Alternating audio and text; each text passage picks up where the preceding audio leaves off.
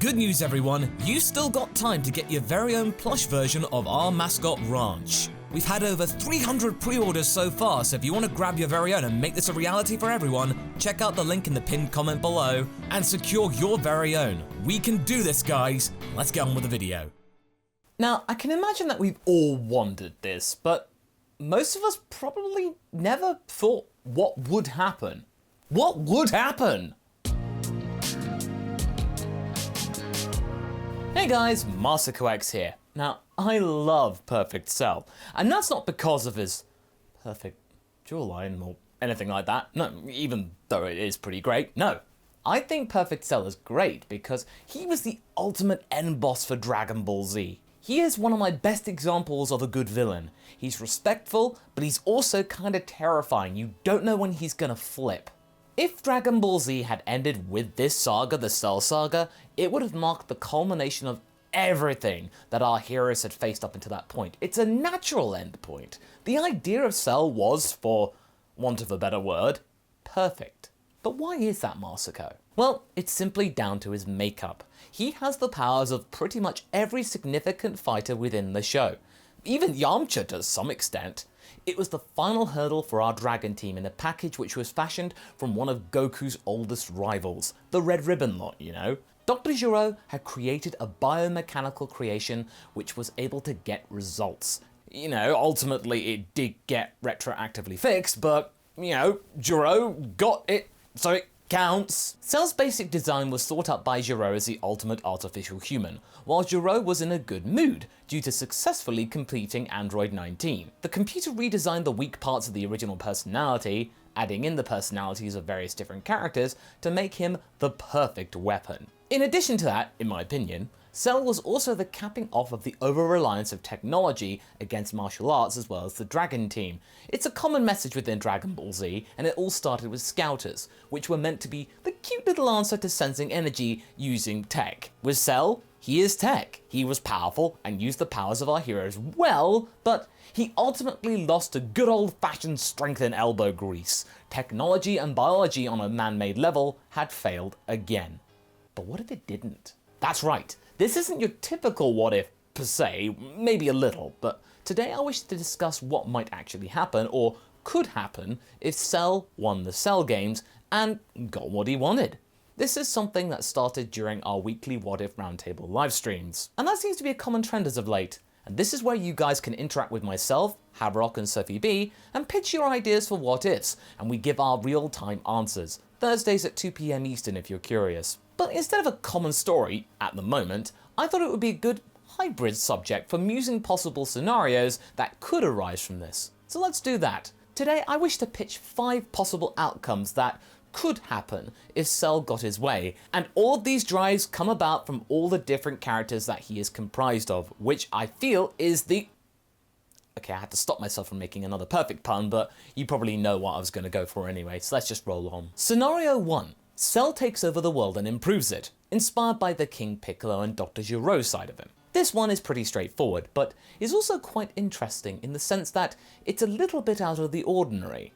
You see, Perfect Cell did make his intentions clear about blowing up the planet after he'd won the Cell games, that he would consider roaming the universe, looking for other places to dominate, or even just explore. Maybe a little craft brewing on the side, you never know. However, let's say that there was something that overrode his base thought processes. Now remember, Perfect Cell is biomechanical.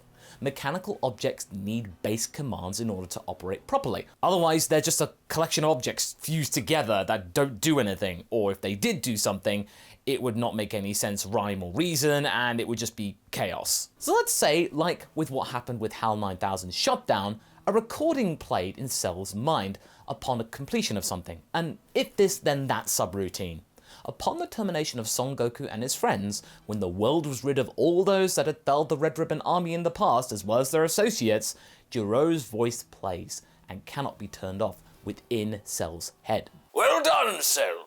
You fulfilled the main objective. I thank you for your service. However, your work is not yet over. I may be gone, but my vision is not. It lives on in you. Cell is confused by this and wishes to stop this recording, but his body has been disabled. He cannot turn this off. He has to listen. My vision of a utopia on Earth. Without Son Goku and his meddlesome allies, you will be able to craft this world into my image, thanks to your superior intellect and immense power. All created by myself, I wish to remind you. Thanks to me, you have the tools to make this world great. No, perfect.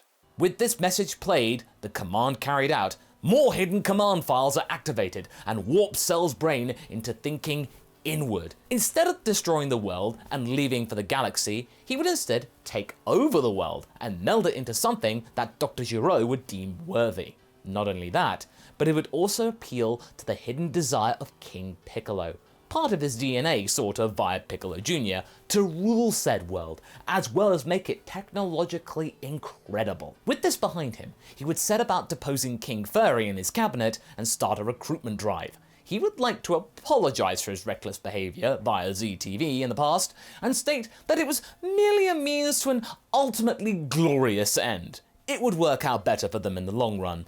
Earth would be better under his watch, and he asks the people of the world to get behind him, or else, well, you know. Initially, the campaign would be a little rocky, but as people start to see things improve over time under Cell's watch, his reputation would also start to improve, to the point where people either laud his rule as the ultimate means for Earth to become better, or at the very least just accept him being there. They're alive and things are 0.5% faster than before, so they either shrug or celebrate the people.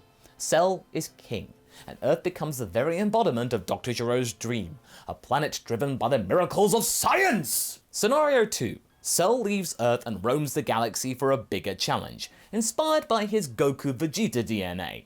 So, okay. Let's say that there is no hidden recording. Gero is long gone. Cell is free to move about the universe. Now, instead of blowing the planet up and drifting around the place, Cell is feeling buoyed up after achieving his super perfect form. Stronger than basically everything in the universe, Cell feels a little put out now. You know, he's got nothing left to do. He can't sense anyone else stronger on this dung heap. Therefore, in his mind, he feels no business staying here. He could blow it up, as he deems this world useless now, but something stops him from going that far. It's Goku's DNA and personality traits within him that cause him to hold off from erasing this world from existence, and instead just leave it be. These people will recover, they can rebuild, but they can do this without Dragon Balls though, or any Guardians. Well, maybe one, that he chooses. He is being controlled by the Saiyan DNA inside of him to look for a proper challenge. Vegeta at the wheel, obviously. Before he leaves the planet for good, he is quick to remove Dende and any chance of Dragon Balls being used against him. He will also stop off at New Namek as well, for good measure. As for Mr. Popo, he doesn't trust him to take care of things solo, so he makes a Cell Jr. to keep an eye on the genie. I trust you will look after my child. I will be back to check on him though, as well as you. With that, he leaves Earth, and thanks to Frieza's ability to breathe in a vacuum, Cell begins to roam the stars for a strong being that could give him life and a challenge. We know that Whis, Beerus, and the Kais could step in and waste him right now, but I think in this scenario there are things that prevent that from happening. First, Whis may not be interested, as the powers that Cell exhibits are still pretty low in his eyes, and Beerus is still fast asleep, so why bother worrying? Also, the Kais are pretty inept at the best of times, so as long as Cell isn't destroying planets and wreaking too much chaos, they can just observe passively, as always. And then after finding New Namek and warning them not to interfere with Dragon Balls, leaving another Cell Jr. to watch them, he goes about his business. After that, he simply tours the universe looking for his next fight. Simple as. Scenario 3. Cell blows up Earth and rules the galaxy, inspired by Frieza and King Cold. To me, this seems like the most likely scenario based off of what he said in the anime and manga. He would be the strongest being around and have an empire that would span light years. To ensure that nothing would crop up from Earth, he does what he says and he would blow up the Earth. All of this with the Dragon team left powerless to stop him. After then finding New Namek with instant transmission and blowing that up too, The inner Frieza feels very good after doing that. He sets about piecing together the remnants of the Frieza Force and then purging it of anything that he deems imperfect, or at the very least, separating the wheat from the chaff. He would have to come to terms that nobody would be as perfect as himself, so he would come up with a test for these recruits as well as new ones, one with a target score to reach, a target of 99%. Any lower and they would be destroyed. If you passed, well, you'd be welcomed with open arms. You, in his eyes, are perfect enough to be by his side, but not too perfect, mind. Cell in his eyes is 100% perfect. You can't be any more perfect than Cell. From there, he would rule and set about molding the galaxy into something that he deems perfect enough for his contentment to be fulfilled. Narratively speaking, it's a little limited in scope, but it's the most faithful to the source material and from what we know of Cell and what Toriyama's given us. Scenario 4. Cell focuses on getting stronger in solitude. This is from Piccolo. Let's say that Cell doesn't blow up the planet, doesn't rule the galaxy, or really impose himself on anybody. Instead, he chooses to get even perfecter.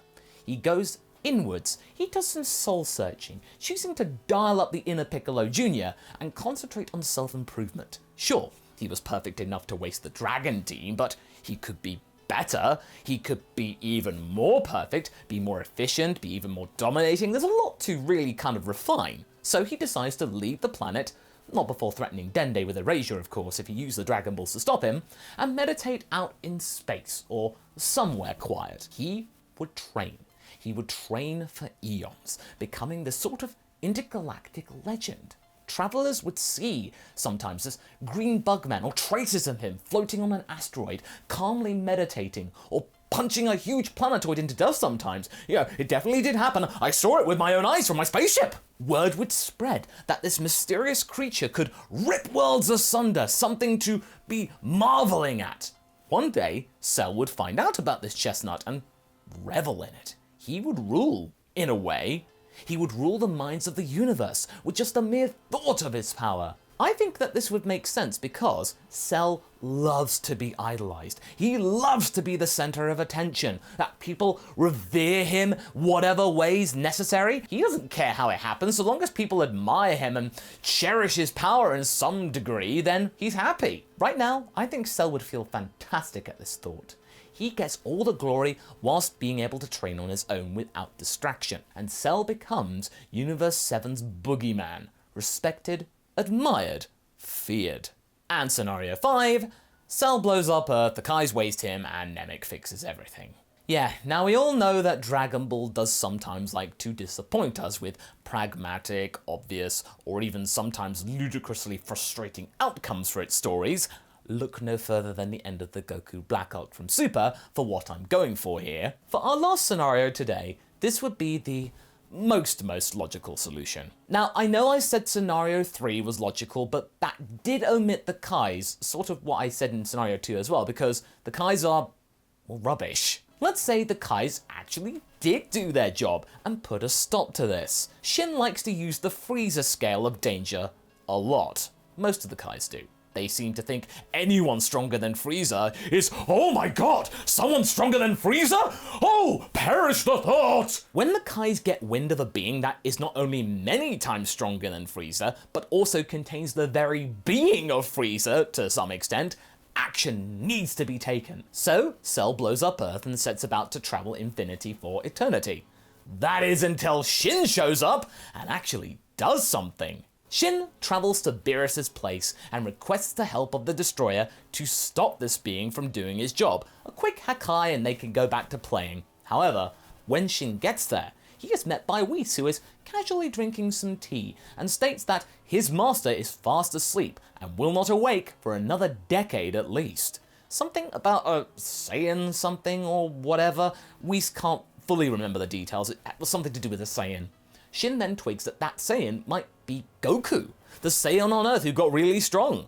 Also, there weren't any other Saiyans close to that level of power left in Universe 7, or any for that matter. Shin then states that without their help, there wouldn't be a Saiyan left in the universe for Beerus to find. And if that were to happen and the cat got up for no reason in his eyes, then It's too horrifying to contemplate for the Kai. To prevent his master from getting into a hissy fit potentially when he wakes up, Whis is all like, "Alright, time to head out," and agrees to assist Shin with this pest control.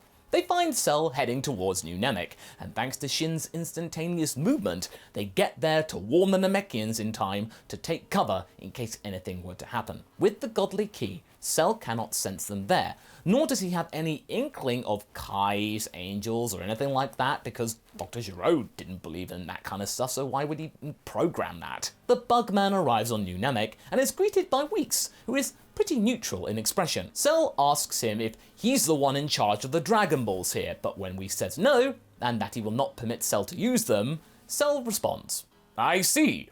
If you will not assist me in my endeavor, then I have no choice but to eviscerate you." Whis chuckles to himself, and Cell is angered by this, and he goes into attacking, which does nothing. Whis is just using his finger, and finds the scenery to be more interesting than what Cell's showing off, and we all know how dull Namek is. Cell is getting furious, and Whis finds his frustration thoroughly amusing. Eventually though, he does tire of the bug, and throws a casual punch which vaporizes every trace of Cell faster than blinking. "There we are, all gone, Shin. You can come out now." Shin ventures out of a nearby hut, and thanks Whis for his help. "Oh, no problem. This turned out to be more entertaining than I expected. The look on his face was priceless when I erased him. It reminds me of Lord Beerus in a way. Now it is time for your end of the deal, Shin. We'd better make sure our little kitten has something to play with when he wakes up. He does get so grumpy." Shin does indeed do so, and with the help of the Namekians, Earth is restored to the point when Gohan and Cell were doing the Kamehameha struggle, and the timeline is essentially reset, with nobody knowing what happened other than Cell is gone and Gohan won? So there you go. These are my 5 most likely outcomes that could come about if Cell won the Cell games.